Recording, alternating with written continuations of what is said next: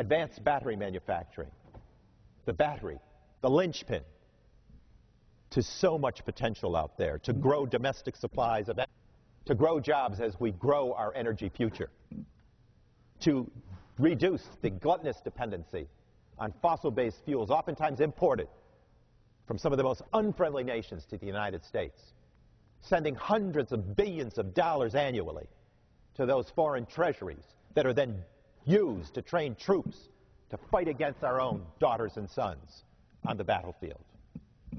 Unacceptable. There is a better way, and this Congress knows it. We invest in jobs, we invest in health care, we invest in education, we invest in research. We do it in a way that promises our best attempt as a nation to generations yet unborn. Someone was there for us, and we need to be there for future generations of Americans to provide the sort of cutting-edge opportunity that will spell America at her best. I look at that opportunity for not only battery manufacturing, but nanotechnology and semiconductor science, chip manufacturing. The newly designed 20th Congressional District in New York that comprises a good portion of the now existing 21st District that I represent is probably one of the most technology invested in districts in the country, congressional districts in the country. And it's happening because there's this belief in the worker, a belief in the entrepreneur, a belief in the small business community, a belief in the industrial context of the district. And knowing full well that America's needs, be they for the environment or energy's sake or business creation, job creation, business opportunity,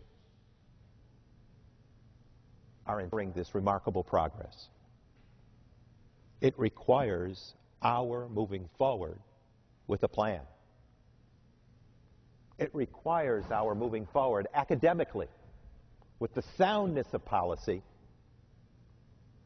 and with the corresponding resource advocacy that will yield lucrative dividends.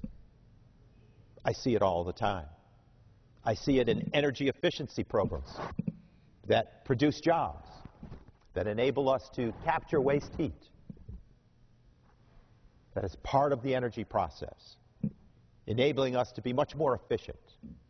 Efforts that enable us to create more and more patents in a world that has grown much more competitive, much more sophisticated.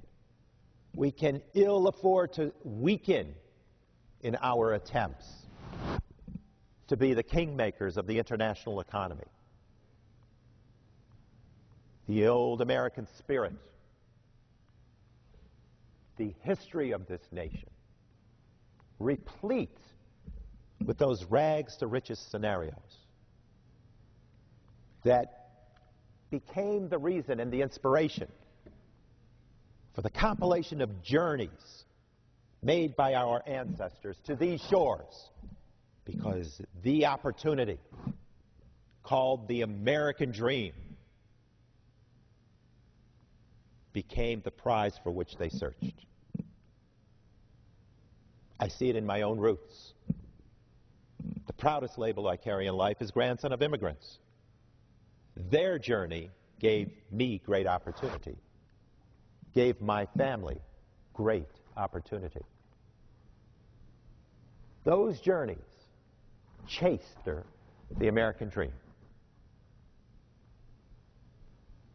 We need, beginning in this House chamber, to reignite the American dream, to go back to the core essence of who we are as a people, to reach into that American heart and soul that has forever, ever relied on its passion, that we can achieve because we have opportunity, and that we will not deny that opportunity, that we will strengthen the boldness of those dreams and enable us to respond to the needs of the moment and the future and write our legacy.